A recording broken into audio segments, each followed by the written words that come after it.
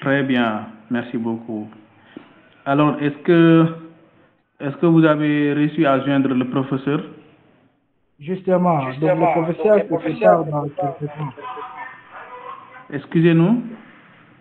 Le professeur se prépare dans quelques minutes, il va nous rejoindre. Très bien, d'accord. Donc, juste rappeler que vous êtes le modérateur du jour.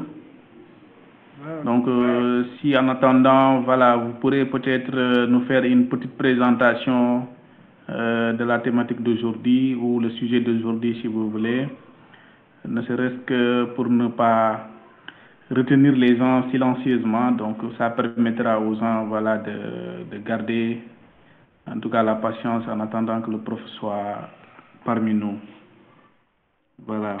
Oui, Donc, ouais, justement, les gens se connectent petit à petit. Donc, je vous laisse la parole, Monsieur Philippe, si vous me recevez. 5 pour 5, mon président. Voilà, très bien. Donc, vous avez la parole. Merci.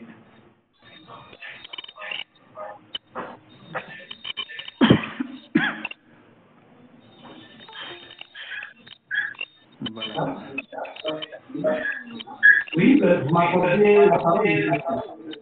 Oui, oui, oui, allez-y, je vous laisse la parole, hein. Attendez. Je rappelle que vous êtes le modérateur. Donc, moi, c'était juste pour prendre le relais en attendant que vous ne soyez là, en fait. Oui, j'attends. Voilà. Voilà. Oui, Alors, je vous laisse la parole. Merci. alors, vous m'écoutez là?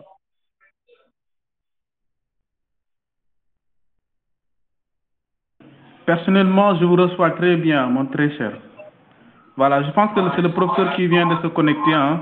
J'ai vu un nom qui ressemble à lui, donc apparemment c'est lui, il est là.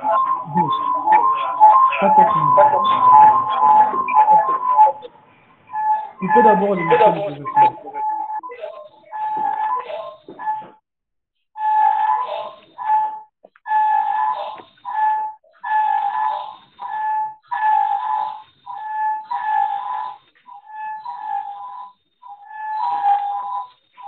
Bah, il y a un micro qui dérange, il y a un micro qui dérange.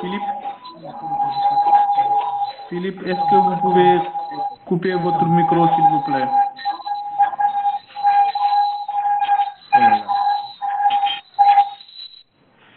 Voilà, Ouais. merci beaucoup. Voilà. Merci beaucoup, mon président. Hmm. Je sais que les politistes attendaient impatiemment cette intervention.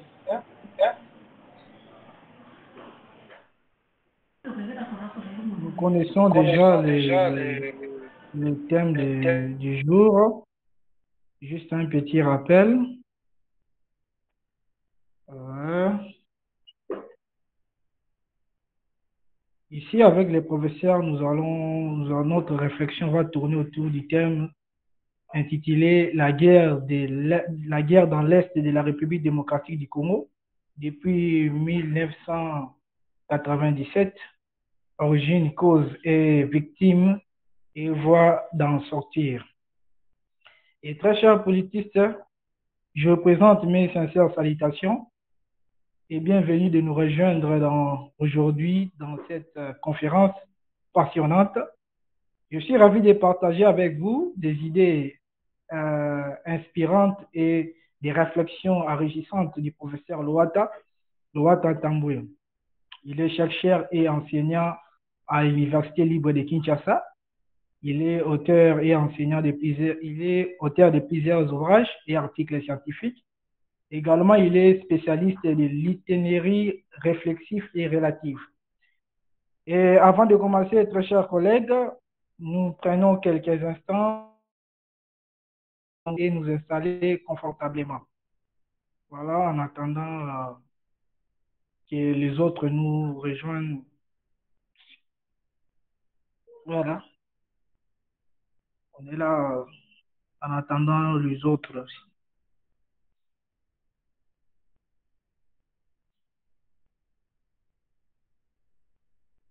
Et mon président, vous m'écoutez? Oui, Philippe, je vous reçois très bien. Je vous Ouais, reçois si très vous bien. pouvez aussi également balancer les ouvrages et les articles du professeur partagés sur l'écran. D'accord, d'accord, je le ferai avec plaisir. Je le ferai avec plaisir. Mais j'aurais bien aimé que le prof, s'il est là, qu'il se manifeste. S'il n'est pas encore là, qu'on le patiente un peu encore. Parce que je pensais l'avoir vu tout à l'heure, mais donc Oui, les manifestement, professeurs, oui, oui, il est là. d'accord, d'accord, d'accord. Soyez patient. Donc je ne sais pas, parce que nous, bon, comme vous le savez, avec la ligne, voilà, voilà, Oui, voilà, le professeur est là, il est là, il est là, oui, il est là. vous avez écouté le professeur, il est là. D'accord, d'accord. Donc je pense Oui, on va démarrer. Les autres pourront certainement prendre le train en marche, quoi, en fait. C'est ça, c'est mieux que de perdre du temps. Donc, si vous pourrez d'accord. faire une petite présentation du professeur à nos participants qui sont déjà là. Et à partir de là, s'il y a lieu peut-être de faire une petite introduction, on va dire. Donc, après, vous pourrez laisser la parole au professeur de faire sa présentation avant d'ouvrir le débat aux participants. Donc, je vous Merci laisse beaucoup. entièrement la parole, Philippe. En tout cas, on vous souhaite une très bonne modération. Merci beaucoup. Et quant au professeur, nous lui souhaitons la bienvenue. En tout cas, c'est un grand plaisir pour nous de l'accueillir dans cette conférence hebdomadaire de l'Association des étudiants africains en sciences politiques. C'est un plaisir et un grand honneur et aussi une fierté, hein, et aussi une fierté parce qu'on a eu à parcourir un peu ses productions scientifiques. Donc c'était vraiment très riche en sciences politiques et très riche aussi pour une culture africaine, on va dire, parce qu'il a eu à aborder des sujets qui intéressent particulièrement l'Afrique et généralement, en tout cas, la filière sciences politiques. Donc sur ce, Philippe, si vous me recevez, je vous passe la main. Merci beaucoup. Allez. Ouais, merci beaucoup, mon président. Vous savez, voilà, aujourd'hui nous partageons un crucial et un profond thème poignant sur, excusez, vous pouvez remettre au professeur. Philippe, vous me recevez. Est-ce que Où sont les boussons, voilà. Je suis là, mon président. Mais sinon, je disais c'est voilà un thème crucial, profond et poignant, c'est la guerre dans l'Est de la République démocratique du Congo depuis 1997. Et ici, à travers les prémices de la science politique, nous allons explorer les origines de ces conflits complexes en examinant les causes profondes, en honorant les victimes et réfléchir ensemble les voies possibles pour en sortir. Et une fois de plus, merci de nous rejoindre dans ces réseaux des hommes intellectuels, mais aussi scientifiques. Le professeur Loata Tamboué, il est là. Il est politologue, chercheur et enseignant en sciences politiques à l'Université libre de Kinshasa. Mon professeur, vous avez la parole. Merci, monsieur le modérateur.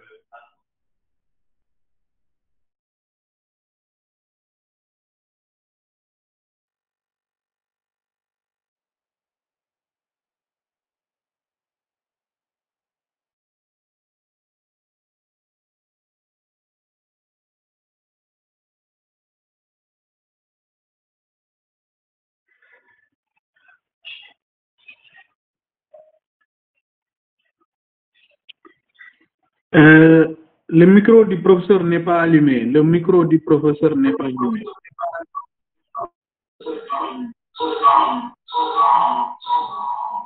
Attendez.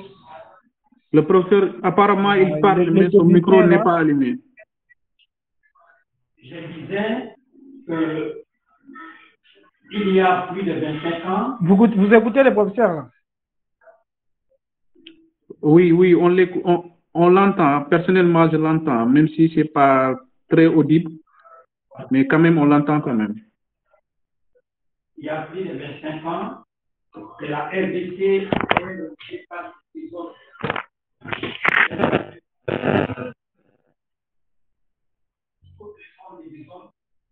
Fait partie de l'entreprise qui peut venir soit de l'extérieur, soit de l'intérieur. Depuis que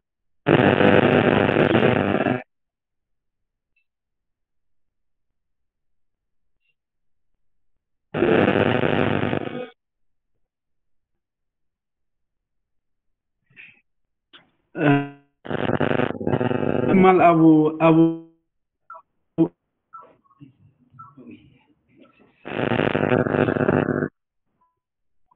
Oui, Président, encore une fois, je disais tout à l'heure que nous allons nous entretenir aujourd'hui sur le thème de la guerre dans l'Est de la RDC depuis 1997. Ses origines, ses causes, victimes et voies d'en sortir. Je disais que toutes les sociétés, depuis qu'on est sorti de l'état de nature, sont rongées par les désordres que Georges Ballandier qualifie d'anthropie. L'anthropie trouble la quiétude de toute organisation sociale et toutes les sociétés. L'anthropie peut venir soit de l'extérieur, soit de l'intérieur. La guerre que nous déplorons aujourd'hui, on peut émettre une des hypothèses de l'imposée aux Congolais, c'est qu'elle est imposée aux Congolais, ce qui veut dire que c'est une forme d'anthropie qui vient de l'extérieur pour oublier la quiétude de notre société congolaise, particulière et africaine en général. Pour commencer, nous saluons l'initiative de l'Association des étudiants africains en sciences politiques, pour avoir lancé cette initiative au moment où l'Afrique connaît des guerres comme en RDC, des tensions comme en Afrique du Sud, des mouvements migratoires dangereux pour la jeunesse. Cette initiative confirme les enseignements de Jésus-Christ selon lesquels l'homme ne vit pas que du pain. Il vit également des continents. Cette initiative confirme qui peut conduire notre continent à l'écriture de sa vraie histoire comme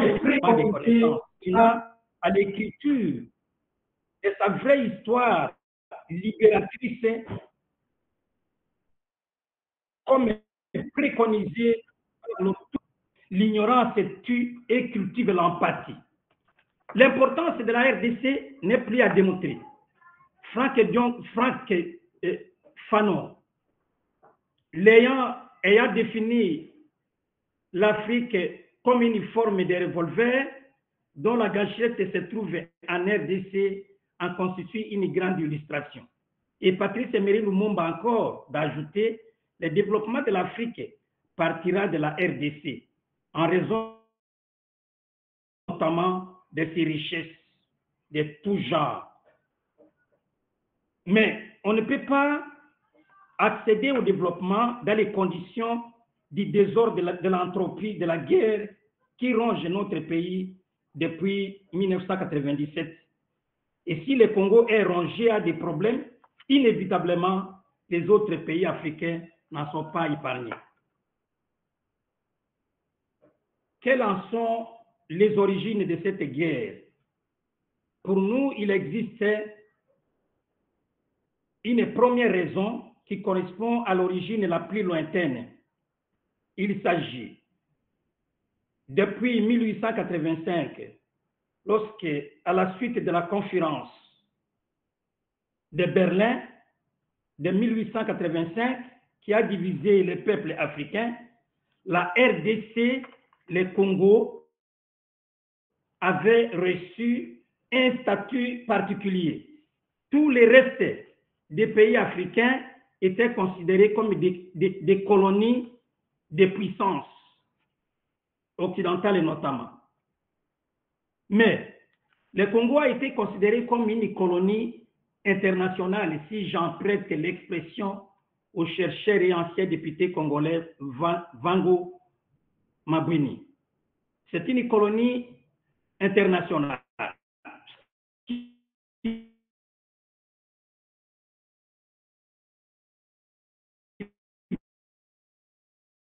veut dire toutes les puissances avaient le droit de faire des affaires au Congo sans en demander une quelconque autorisation. Donc, depuis très longtemps, on a compris qu'à ce moment-là, le Congo n'était qu'un de même que les puissances qui lui ont accordé ses pouvoirs. Le seul fait d'accorder à la RDC le statut d'une colonie, d'un État indépendant, c'est-à-dire qui ne dépend d'aucune puissance colonisatrice, sauf la surveillance de Léopold II, atteste pour la première fois que les puissances étrangères voulaient contrôler les richesses du Congo. Et voulaient contrôler les richesses du Congo et pouvaient y accéder sans passer par une quelconque autorisation.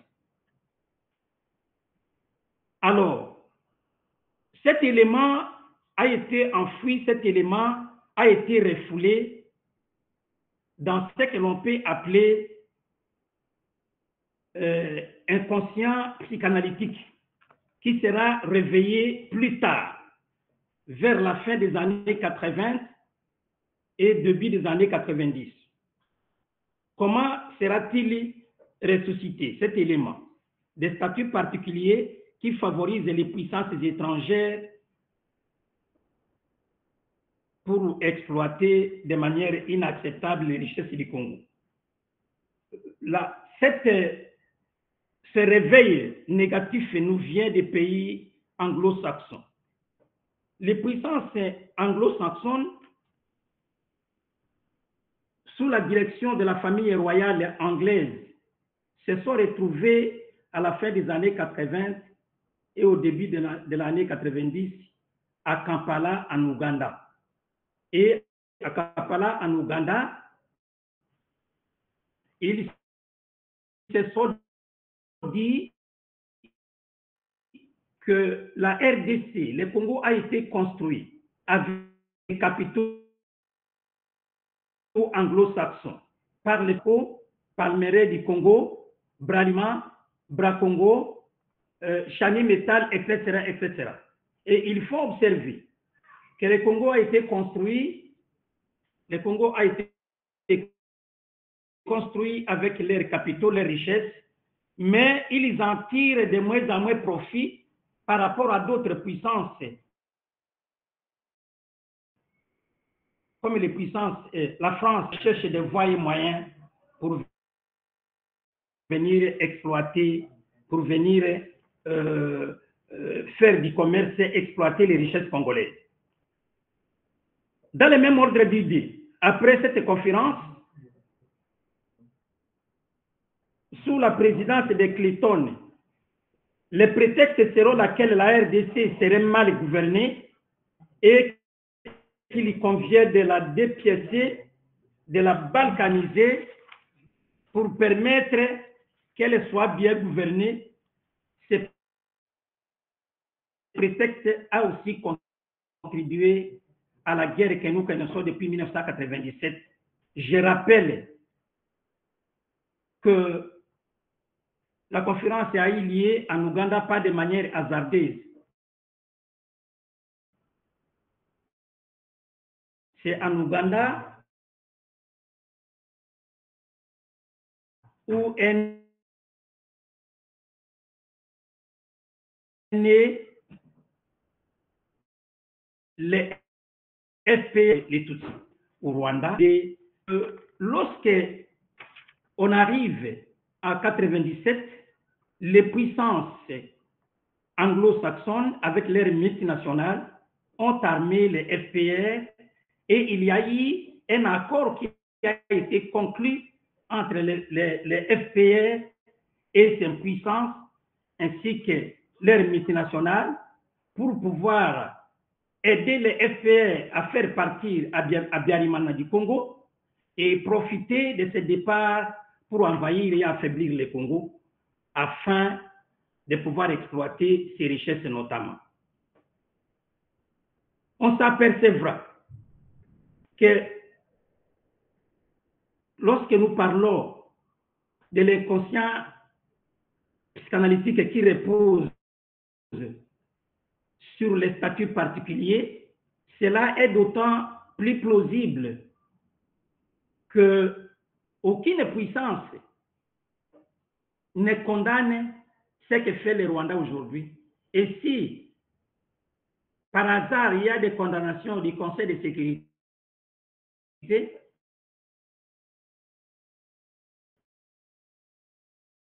et d'autres institutions internationales, mais les sanctions ne suivent pas. Ce qui confirme l'idée selon laquelle le Congo est considéré comme une colonie internationale. Pour se dire que cette puissance a d'abord utilisé quelques Congolais, d'abord au travers de la AFDEL, Alliance des forces démocratiques de libération du Congo, dirigée par Laurent Désiré Kabila, et compte tenu de la conscience claire de Laurent Désiré Kabila, qui va s'apercevoir que l'assistance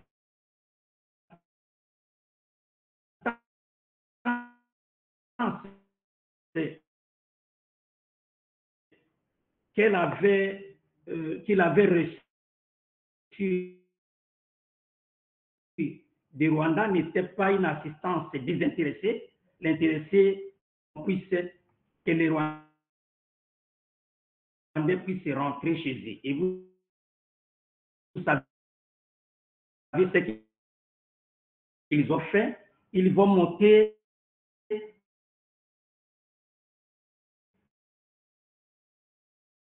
d'autres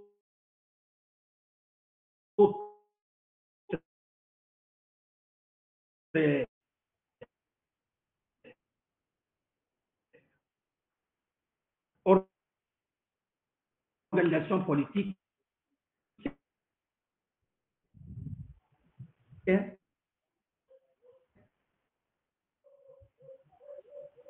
comme les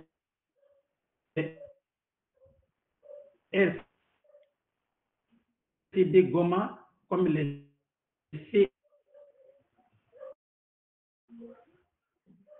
CNDP, comme les M23 aujourd'hui à Pâle sont d'abord étaient en fait ils avaient conclu des accords économiques avec les Rwandais, mais malgré ces accords, les Rwandais ne cessent d'armer quelques ressortissants du Rwanda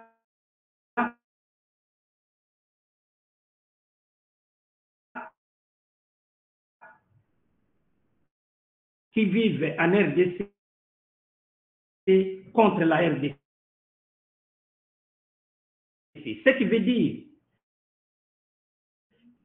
que la raison économique, c'est la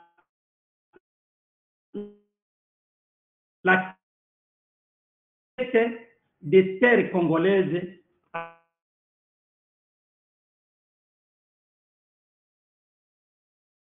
afin d'y installer un État indépendant au détriment de la RDC en mécolonisation.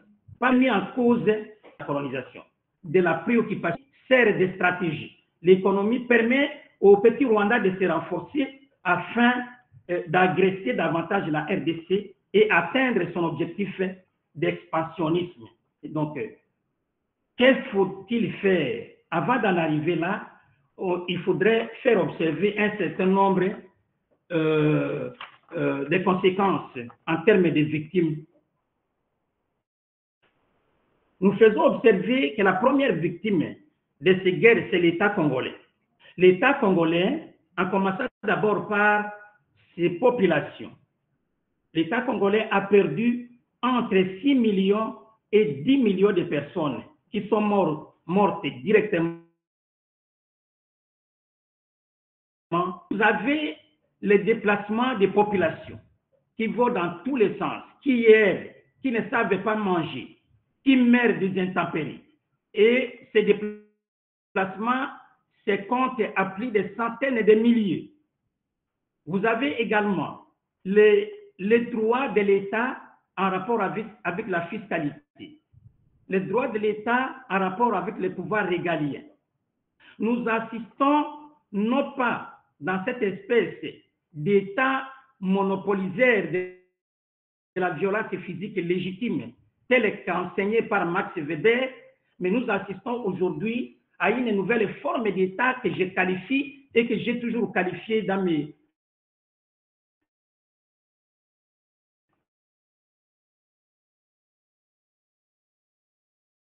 publications de l'État réduire la violence aux particuliers, mais subir la violence des particuliers.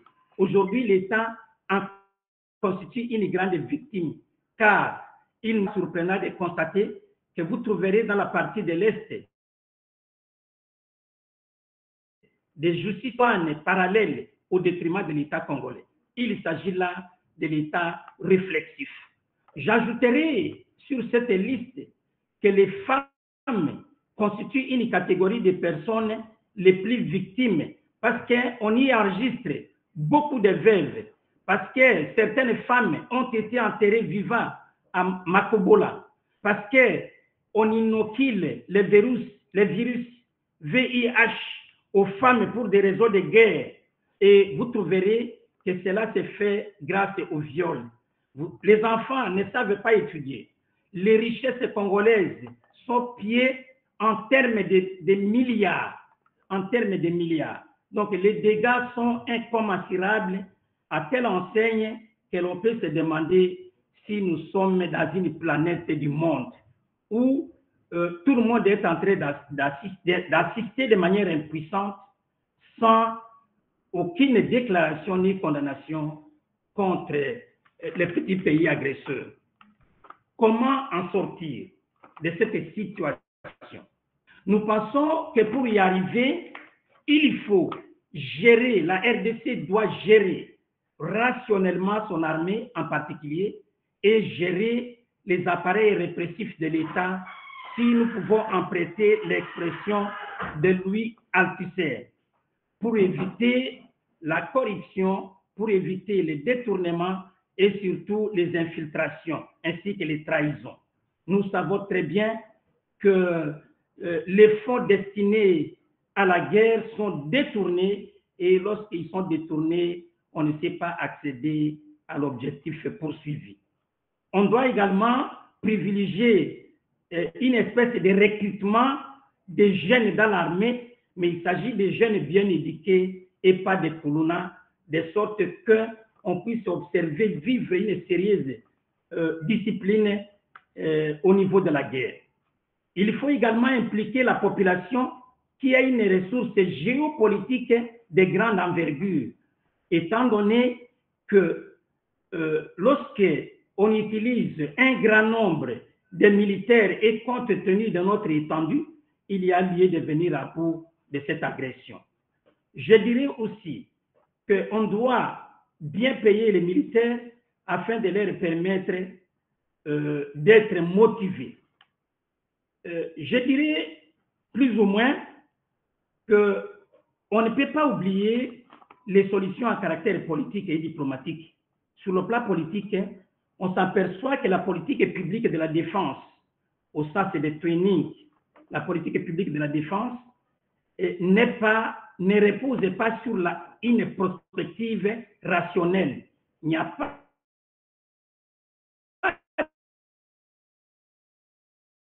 de prospective active. Soit que nos militaires jouent à la défense plutôt que de jouer à l'offensive. Et non, c'est aussi bien de manière anticipative que de manière adaptative, compte tenu de ce que l'on a vécu. Nous souhaiterions également qu'il y ait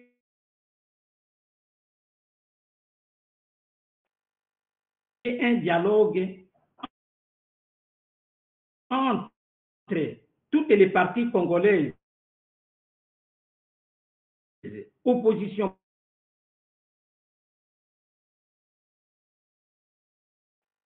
politique, opposition armée, ainsi puisse d'abord s'il faut nana, parce qu'il y a des morts tous les jours. Mixage, serait intéressant que le prochain dialogue soit encadré. Et s'il est encadré, ce dialogue se passerait différemment de ceux qui l'ont précédé et qui ont permis aux Rwandais d'inféoder, d'infiltrer, de s'infiltrer chez nous et affaiblir notre défense. Sur le plan diplomatique, nous savons que le régime de Kigali et le régime de Kinshasa sont, les deux régimes sont proches des États-Unis d'Amérique. Mais à notre surprise, quand nous nous apercevons la manière dont les États-Unis d'Amérique se comportent et ils refusent de sanctionner le Rwanda, nous n'avons pas peur de penser que, bien que le régime de Kinshasa soit proche des États-Unis d'Amérique, mais les États-Unis d'Amérique ont une préférence, ont un penchant à l'endroit du Rwanda ou de Kagame. Alors, sur le plan diplomatique, on ne peut penser qu'à faire appel notamment à la Russie. Mais étant donné qu'il n'appartient pas à la société civile de faire des politiques publiques aussi contraignantes, aussi régaliennes que celles-là, cela revient au gouvernement ou au président de la République. Le problème, c'est que le gouvernement s'est exprimé publiquement pour dire qu'il ne ferait pas appel aux Russes parce que le gouvernement ne voudrait pas travailler avec la milice, étant donné que c'est la milice qui lui rendrait la tâche difficile. C'est pour dire, en définitive, que les sociétés politiques, toutes les sociétés, comme on le dit en sciences politiques, sont politiques. Toutes les sociétés ont connu ou connaissent la politique, contrairement à l'état de la nature.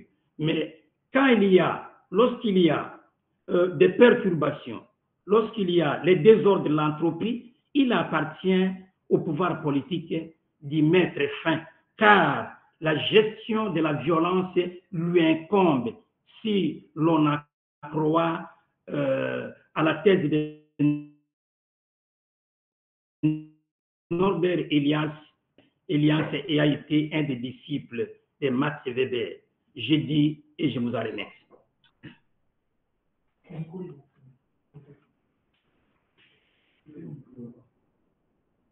Ouais, merci beaucoup. Je pense que nous avons suivi avec une attention bien soutenue l'intervention du professeur Loatan Tamboué Paul René, chercheur et professeur enseignant en sciences politiques à l'Université libre de Kinshasa, auteur de plusieurs ouvrages et articles scientifiques, spécialiste de l'itinéraire réflexive et relative.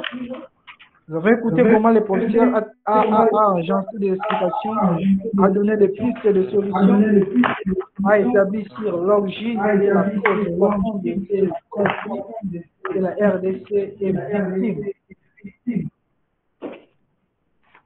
Je pense que nous pourrons derrière le temps et nous allons passer aux séries de questions. Mais j'aimerais poser ma préoccupation au professeur. Selon ma préoccupation, professeur, je rappelle que il y a des questions ce qui se passe en République démocratique du Congo. Voilà. Monsieur le professeur, vous avez dit que le régime Kigali et le régime de Kinshasa sont des régimes qui sont proches des États-Unis d'Amérique. Mais malgré la diplomatie agissante de notre président Antoine Tshisekedi Tshilombo, mais on est tenté de dire que malgré ces efforts, ne soit que l'effort le plus inefficace face à la communauté internationale. Donc, c'est que les deux régimes sont proches des États-Unis d'Amérique. On s'entend contre les grandes puissances. Ces grandes puissances un regard néfaste sur les ressources naturelles de la République démocratique du Congo. Considérez-vous, monsieur le professeur, que malgré les efforts du président M.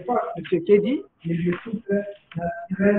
cela ne conduira pas la RDC à une solution approfondie et véritable, parce que Rwanda et la RDC sont plus proches des États-Unis d'Amérique et que les États-Unis d'Amérique ont un regard profitable au profit du Rwanda pour piller les ressources de la RDC. C'est ça ma préoccupation, monsieur le président.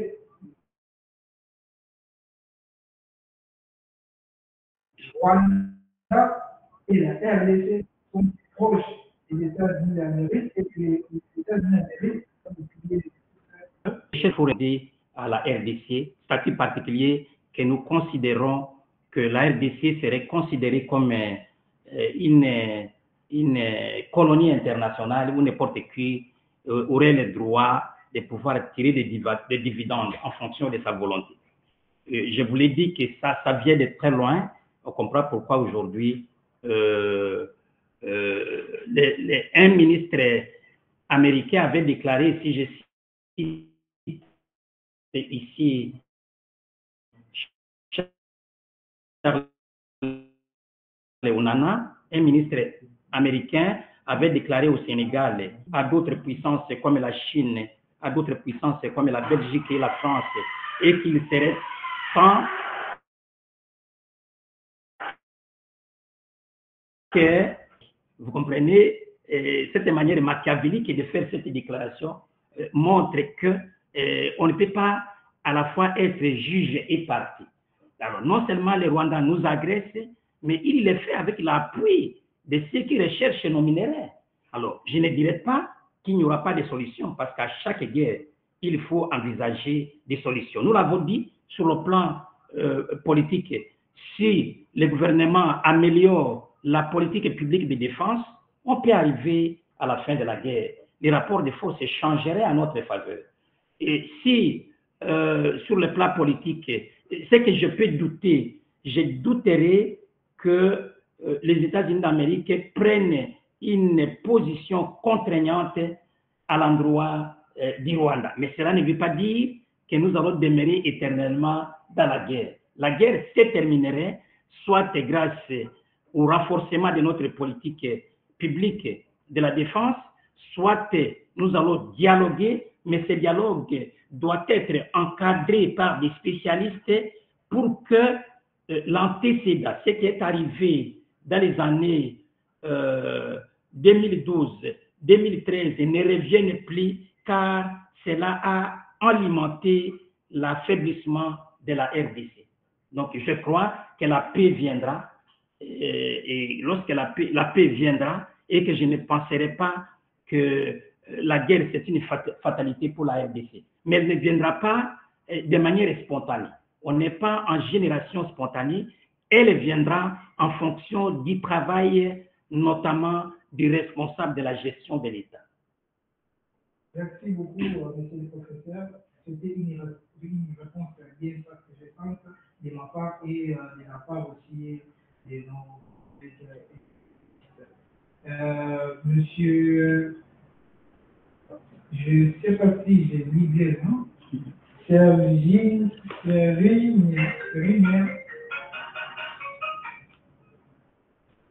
Mameba. Si vous pouvez poser votre question, désolé si je n'ai pas bien lu votre nom. Bonjour à tout le monde. Le professeur, je voudrais savoir exactement qu'est-ce qui a motivé les Occidentaux lors de la conférence de 1800. Je n'entends pas ici. Vous recevez?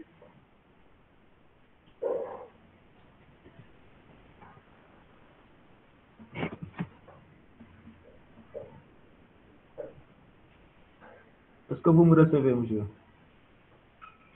Attendez.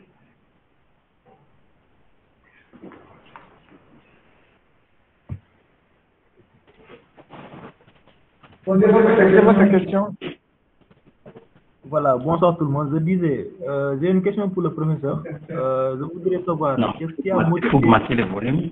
Apparemment, ça s'augmente pas. Il est partout les techniciens. Voilà. Voilà, je pense que c'est bon. Je voudrais poser une question au professeur.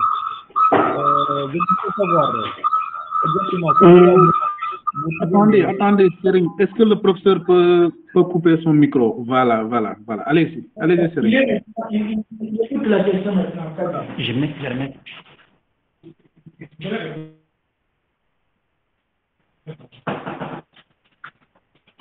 Oui. Voilà, monsieur le professeur. Oui, je vous écoute, s'il vous plaît. Qu'est-ce qui a motivé exactement les Occidentaux lors de la conférence de 1884 à considérer la RDC comme une colonie internationale? Oui. Quelles sont les raisons qui les ont poussés à faire cela? Merci. Oui, merci beaucoup pour votre question.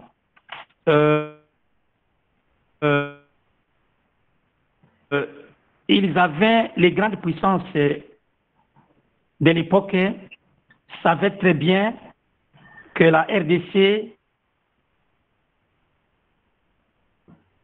avait beaucoup de richesses dans son sous-sol. Ce n'est pas pour rien qu'un spécialiste a qualifié la RDC du scandale géologique. Ils le savaient, scandale géologique. Et alors, ils n'ont pas voulu que la RDC ait été sous la tutelle d'un seul État. Parce que cet État se serait accaparé des richesses de la RDC au détriment d'autres. Et ils ont dit, bon, nous répartissons les restes des pays africains, mais nous gardons la RDC pour nous tous sous la surveillance, la gérance ou la gestion du roi Léopold II. Lui-même est complice parce que je vous ai dit qu'il s'est enrichi énormément. Et il a même sur son dos beaucoup de victimes en vie humaine. Et donc, il l'a fait consciemment parce qu'il ne voulait pas qu'un seul pays se soit approprié de toutes les richesses de la RDC. Plus tard, vers 1908, lorsque le roi Léopold II, que l'on considérait comme propriétaire ou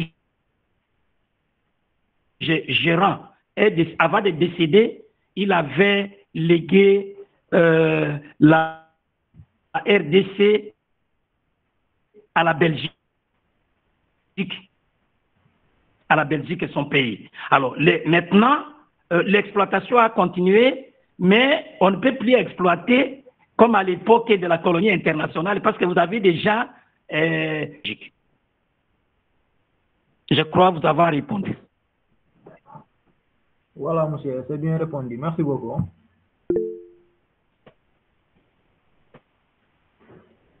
Ouais, s'il y a une autre préoccupation. S'il y a une autre préoccupation, attendez.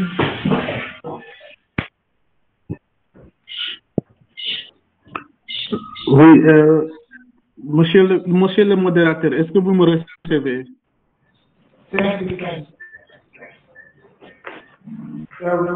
Si vous plaît, je demande que le professeur aussi me reçoit.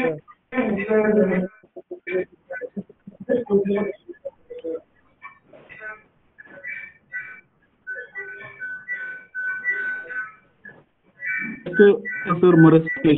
J'ai aussi une question à lui poser.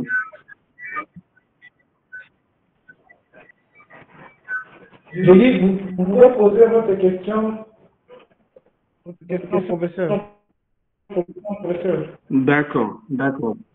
Merci beaucoup de m'avoir accordé la parole. Alors, merci beaucoup, professeur. Donc, comme l'a dit tout à l'heure un camarade, voilà, la communication a été pertinente et ça nous a effectivement permis de comprendre un peu ce conflit. Alors, moi, ma question, c'est de savoir le significatif de ce conflit. Parce que je rappelle qu'il y a deux auteurs israéliens du nom de Joe Harris et Nervil Lys qui ont donné des variables explicatives à partir desquelles on peut peut-être identifier un conflit, notamment en Afrique. Et parmi ces variables explicatives, ils ont cité 8. Et ces 8, il y a l'héritage colonial, il y a le facteur identitaire, il y a le caractère inéquitable du développement économique, il y a également la pauvreté, il y a le faible leadership des dirigeants certainement, il y a aussi les intérêts extérieurs, il y a le militarisme et le faible niveau de conscience. Donc, je voudrais savoir le conflit qui sévit actuellement au Congo. Est-ce que c'est un conflit si nous prenons les huit variables explicatives que ces auteurs ont citées, est-ce que c'est un conflit qui peut être expliqué sous le variable? Est-ce que vous me recevez? Oui, voilà. Je sais que oui. Voilà. Je demande si vous opérez premièrement la convoitise des richesses congolaises par la communauté internationale en général et par les grandes puissances en particulier. De deux, la pauvreté du petit pays Rwanda, de notre voisin immédiat, et qui non seulement n'a pas grand-chose dans ce sous-sol, mais également il y a un problème d'exécutivité territoriale. Et cette exécutivité territoriale ne permet pas de résorber comment dirais-je, les surplus de la démographie et qu'il faut voir ailleurs. Vous avez la pauvreté, vous avez les raisons de peuplement, mais vous avez également la convoitise, c'est-à-dire l'entropie d'origine extérieure, comme je l'avais dit dans mon exposé.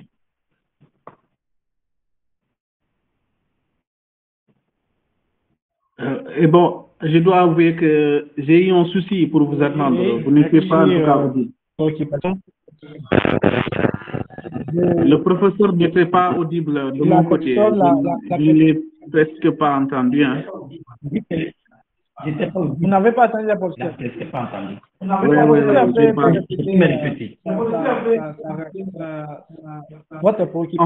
En fait, j'ai comme l'impression que vous êtes ensemble avec le professeur. Donc, si c'est le cas, si le professeur parle, il va falloir que vous coupez votre micro. Et si vous aussi vous parlez, le prof aussi doit couper son micro. Parce que sinon, on a du mal à vous recevoir, en fait. Merci beaucoup, monsieur.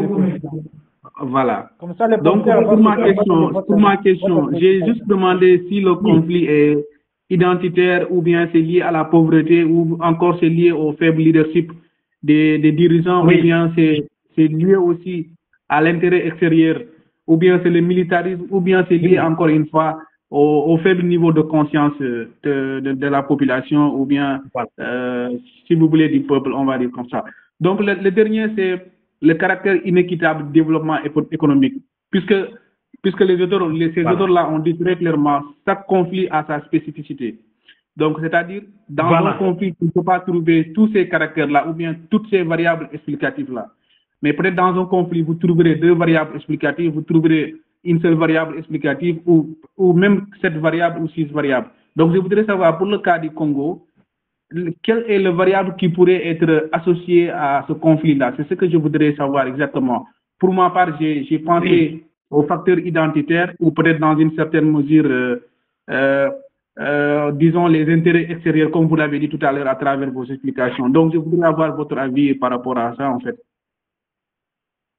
Oui, merci beaucoup. Je dirais, pour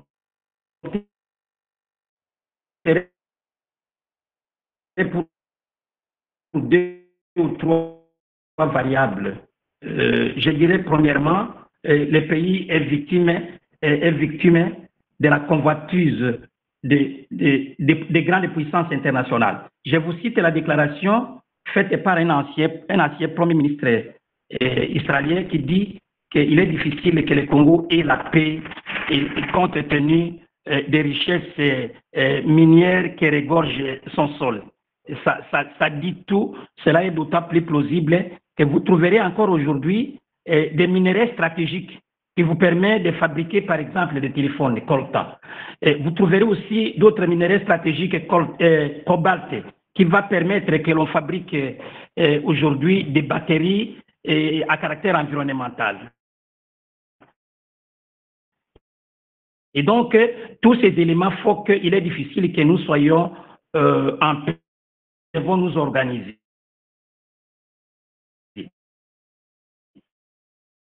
Et deuxième élément variable, c'est la faiblesse du leadership, comme vous l'avez dit.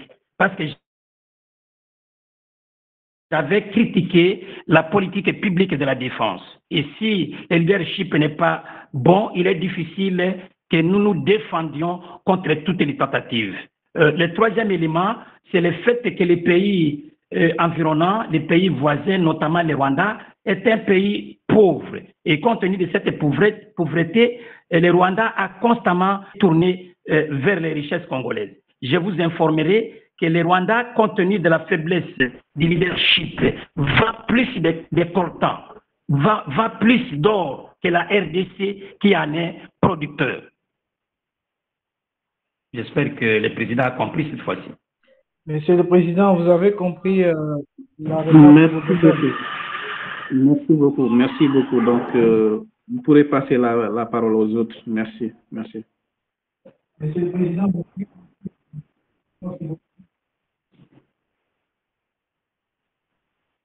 oui, je disais que oui, la question est bien répondue et je l'ai compris également. Abdoulaye Arnaud, vous pouvez poser la question. Oui, Abdoulaye Arnaud, vous pouvez poser votre question. Abdoulaye Arnaud, vous pouvez poser la question.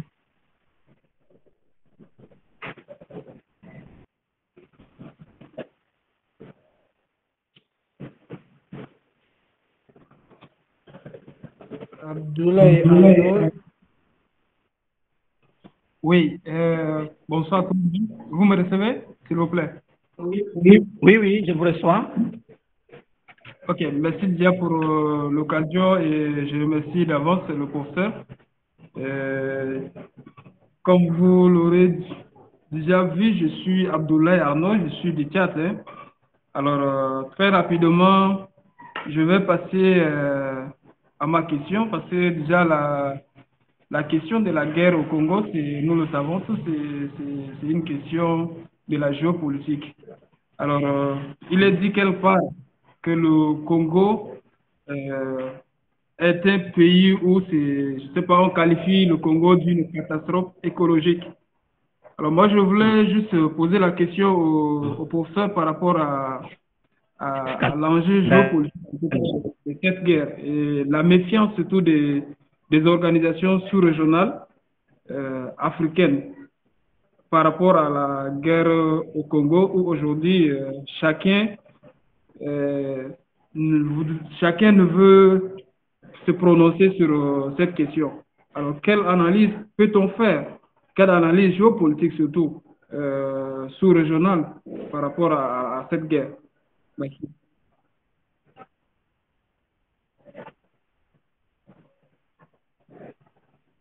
Je crois que vous me répondez, non, s'il vous plaît. Nous avons, le Congo appartient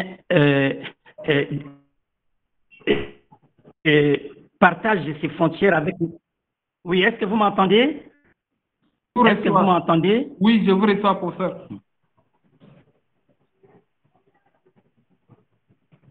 Je vous reçois 5 sur 5, s'il vous plaît. Je disais sur le plan géopolitique, je vous informe que le Congo...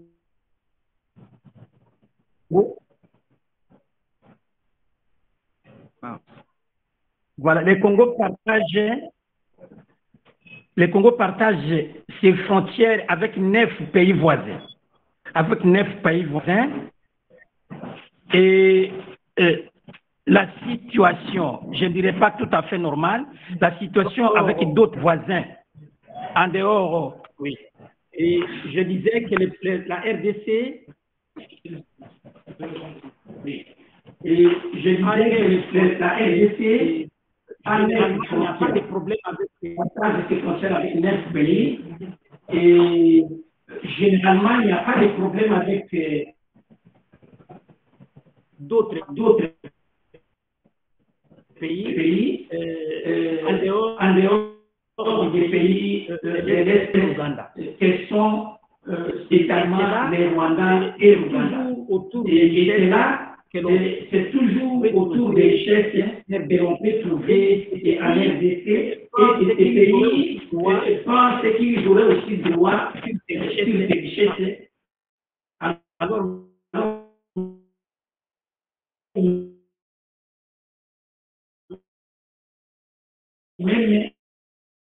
même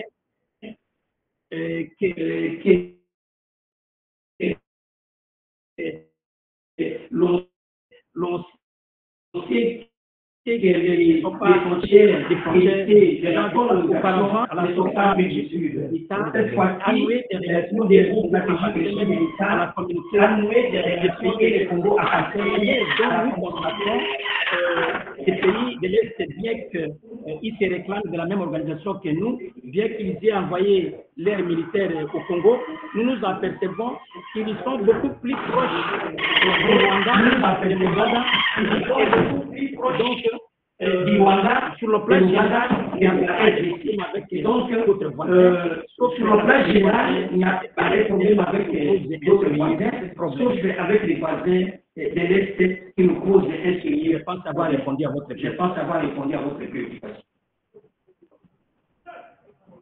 Oui, si le professeur vient de répondre à votre préoccupation, on passe à une préoccupation. Philippe,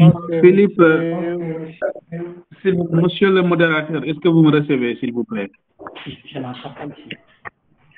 vous reçois, monsieur le président. Voilà, en fait, par rapport à la communication du professeur, s'il parlait soit le micro de patient, je ne sais pas si de patience, voilà, doit être allumé et la wata coupée. Mais si les deux micros sont allumés, bon, on a du mal à recevoir le prof, en fait. Si vous pourrez lui passer le message. Dernièrement, ce qu'il vient de dire tout à l'heure, moi, j'ai eu même des soucis à l'entendre, en fait. Donc, à chaque fois qu'il parle, qu'il coupe un autre micro, en fait. Sinon, on a du mal à entendre vraiment ce qu'il dit. S'il vous plaît, monsieur le modérateur, s'il vous plaît, prenez en compte cet aspect parce que moi, j'ai du mal à recevoir le professeur. Voilà. Donc, je ne suis pas le seul, vous voyez. Voilà. Je n'ai pas, surtout la dernière version de sa réponse, je n'ai pas écouté. Très bien. Donc, si le professeur pourrait vraiment revenir sur la question de Abdullah, parce que c'est intéressant, en fait. Oui, M. Abdoulaye, sa question était sur le professeur attentif. Il pouvait essayer, n'est-ce pas, répondre en résumé la préoccupation de M. Abdoulaye.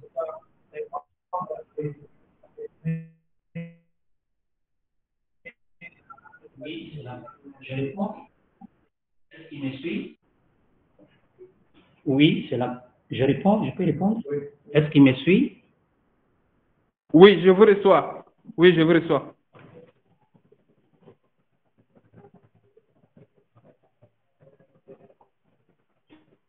Je vous reçois.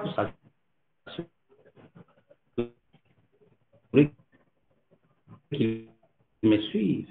La RDC est le conflit. Il partage ses frontières avec 9 pays. Il peut y avoir des revendications de part et d'autre, comme par exemple avec l'Angola pour l'exploitation du pétrole. Et avec d'autres pays, on peut avoir des revendications. Mais ces revendications ne débouchent pas sur des conflits armés comme les conflits qui nous opposent avec les blocs des pays de l'Est, parce que nous avons les pays du Nord, les pays du Sud, les pays de l'Est, les pays de l'Ouest.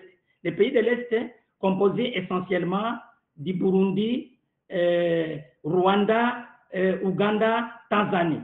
Et parmi ces pays, c'est les Rwanda et l'Ouganda qui ont des problèmes avec la RDC, parce que vous y trouverez non seulement qu'on peut trouver des mêmes populations de part et d'autre, mais vous trouverez que sur le plan migratoire, vous avez beaucoup de rwandophones qui vivent en RDC.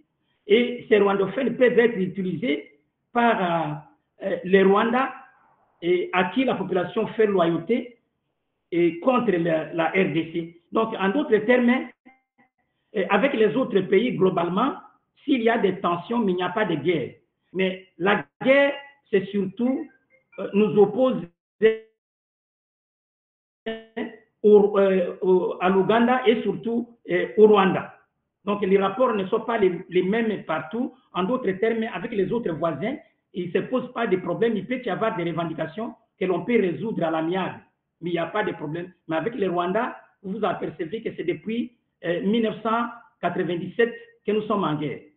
Et le Rwanda n'est pas seul, parce que le Rwanda est utilisé, comme nous l'avons dit, à la fois par les multinationales et par les puissances à dominante anglo-saxonne. À notre grande surprise, la France de Macron est aujourd'hui aux côtés du Rwanda contre la RDC. Oui, voilà, c'était la réponse du professeur par rapport à la préoccupation des géopolitique. Ok, merci beaucoup, professeur, merci beaucoup. Et très rapidement, je viens sur les solutions que vous avez proposées. Vous avez parlé dans les solutions suggérées, vous avez parlé de bien payer les militaires. Alors, je souhaiterais vraiment avoir une idée sur le traitement des militaires, surtout congolais, dans ce sens un peu. Oui, je vais vous décevoir pour vous dire que les derniers militaires ne touchent pas plus de $100 par mois. Plus de $100 par mois. Vous apercevez que cela a une incidence sur la démotivation que l'on peut trouver sur le terrain.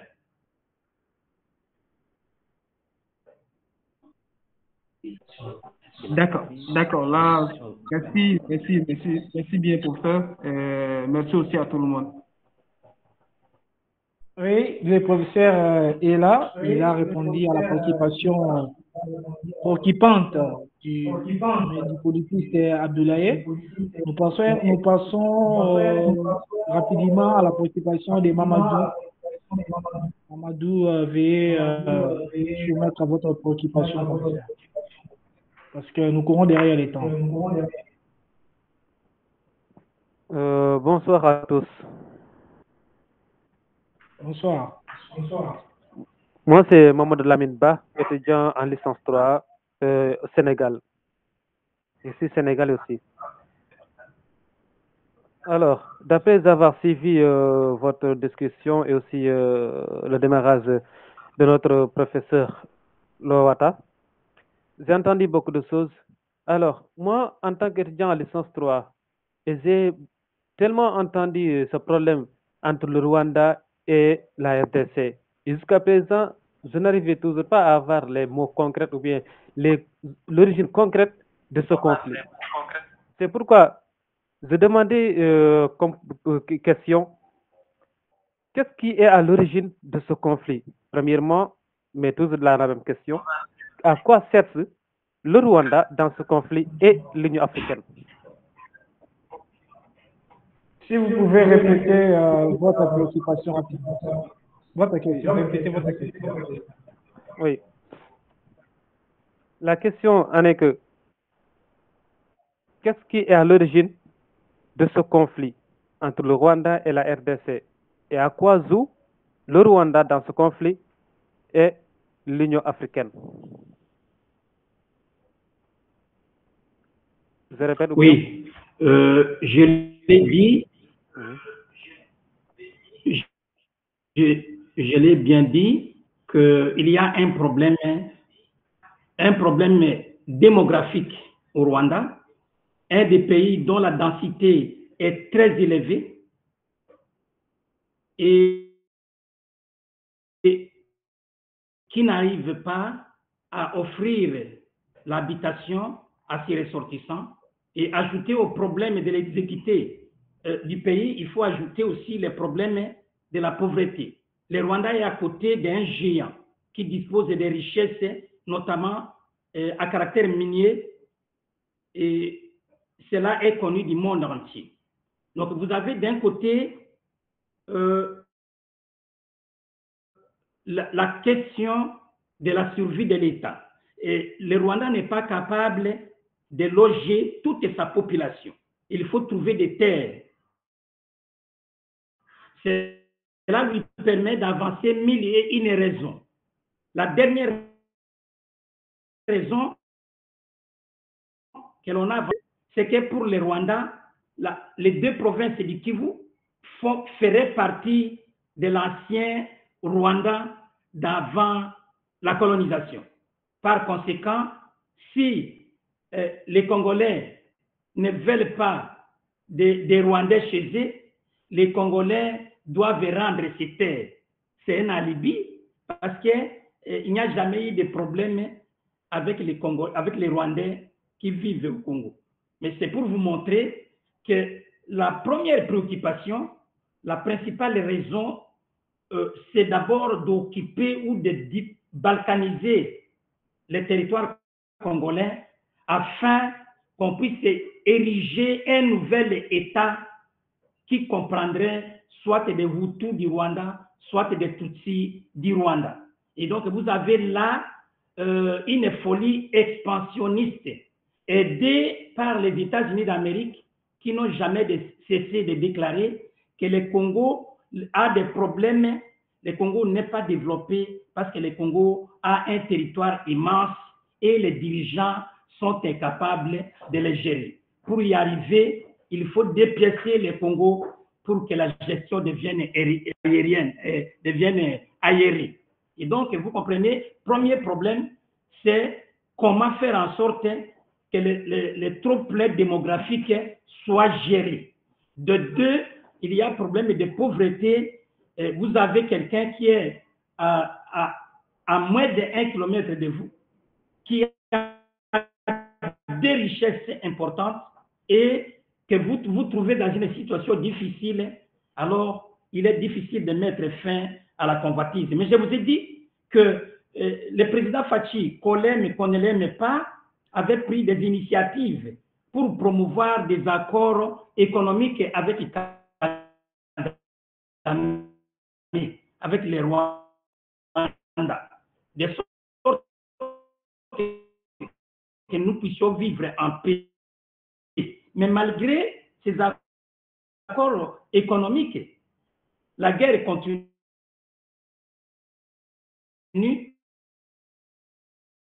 parce que ces accords économiques sont capitalisés, sont renforcés, renforcent la défense rwandaise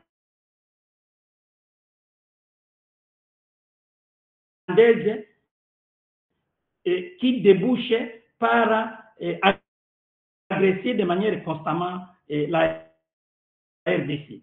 Et donc, vous vous apercevez qu'au travers de l'école qui vise la RDC politique, une partie du territoire géographique puisse nous échapper et aller renforcer les Rwandais qui a un produit à votre préoccupation. Et les problèmes de la gestion de la démographie, étant donné que l'exécutif territorial ne permet pas au Rwanda de bien gérer, contrôler ses populations. Oui. Est-ce que vous avez compris, le professeur? Oui, j'ai un peu compris concernant sur ça. Et sur ce que joue l'Union africaine concernant ce conflit aussi. Ça, c'est la dernière question. Ça, c'est la dernière question. Très bien. Okay. Merci.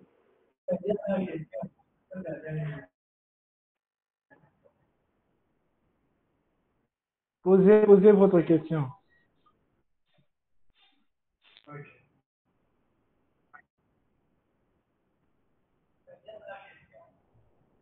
Mamadou, vous pouvez poser votre question. Oui. Je disais que j'ai très bien compris cette réponse qu'il m'a donnée. Et ce que joue l'Union africaine, est-ce qu'il faut me y revenir? Ce que joue l'Union africaine dans ce conflit?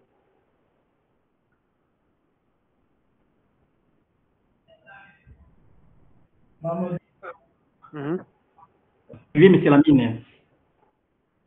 Je ne sais pas si vous me suivez.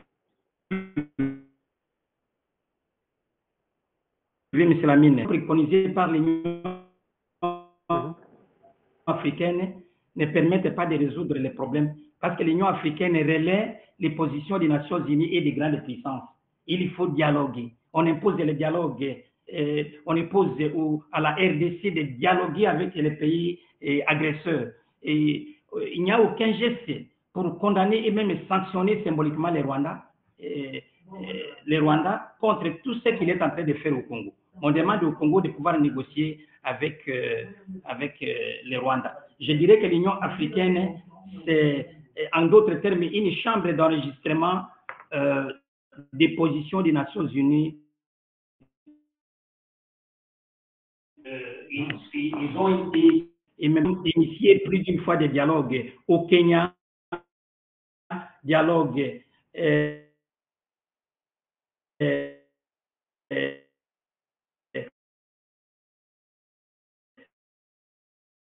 en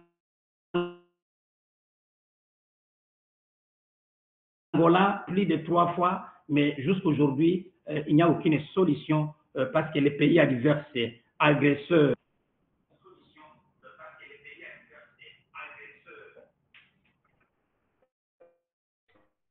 Je pense que le professeur a répondu à toutes vos préoccupations. Il a relaté l'origine de la guerre, de la Est de la République démocratique du Congo, ses origines, causes et la situation auquel nous sommes aujourd'hui. Et il a proposé des pistes de solutions comme la voie d'en sortir dans ces conflits qui conduisent la RDC dans une situation de casse, dans une situation de trouble. Il semblerait que la solution à la situation de l'Ukraine soit que la troupe de l'État, mais le professeur, avec ses connaissances politologiques, a tenté de donner des solutions pour, n'est-ce pas, que la RDC recourt à la paix. Je pense que M. le Président est très cher membre de l'Association des étudiants africains en sciences politiques. Nous sommes bel et bien à la fin de notre conférence. Je pense que M. le Président Ibrahim Diatta, je ne sais pas si vous avez un mot à ajouter à cet exercice de la pensée. Nous sommes bel et bien à la pensée. Oui, merci beaucoup, monsieur le modérateur. Merci aussi au professeur. Surtout, merci pour la disponibilité. En tout cas, je pense que les participants ici présents ont eu à avoir une orientation beaucoup plus clarifiée relative à ce conflit qui sévit actuellement au Congo, notamment dans l'Est Kivu du Congo. C'est vrai qu'il y a eu un problème technique, il faut l'avouer. Donc, parfois, on a du mal à recevoir le professeur. Mais nous espérons que, puisqu'il y a déjà un enregistrement qui est en cours, ça nous permettra bien entendu de revenir à des points qui nous ont échappé lors de cette conférence. Donc nous remercions amplement le professeur et nous lui disons en tout cas merci beaucoup encore une fois pour la disponibilité et nous souhaitons en tout cas le trouver dans les prochaines conférences. Je dois dire que ce n'était qu'une partie remise, donc Inch'Allah, on va se retrouver pour d'autres conférences. En tout cas, tout ce qu'on pourrait dire, c'est de lui remercier tout simplement après cet acte, en tout cas magnifique qu'il vient de poser. Professeur, si vous nous recevez, vous avez tous nos remerciements et nous vous souhaitons en tout cas de passer une bonne fin de soirée. Donc pour le reste, c'est peut-être demander si vous aurez quelque chose à nous dire, notamment par rapport à cette initiative que vous avez saluée à l'entame de votre propos. Je veux parler ici de la mise en place d'une association des étudiants africains en sciences politiques.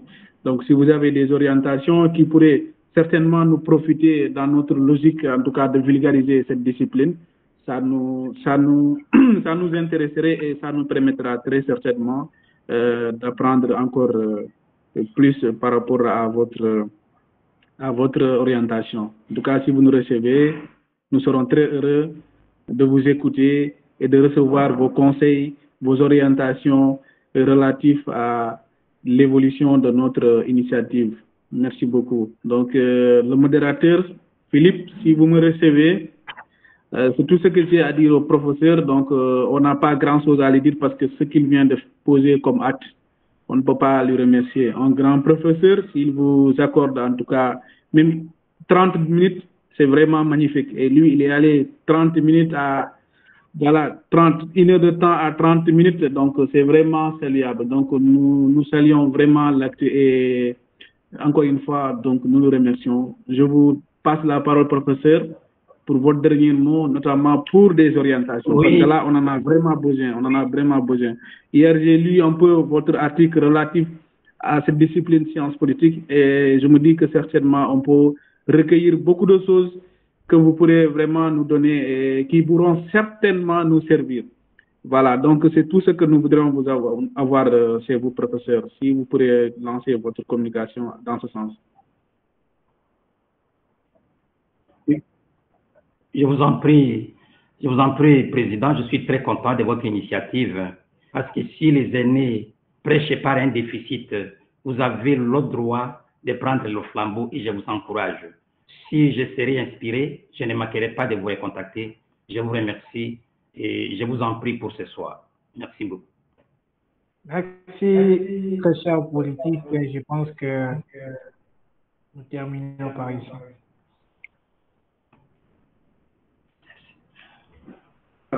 Merci à vous aussi, Philippe. Merci au professeur pour la disponibilité et bonsoir. Merci. Merci.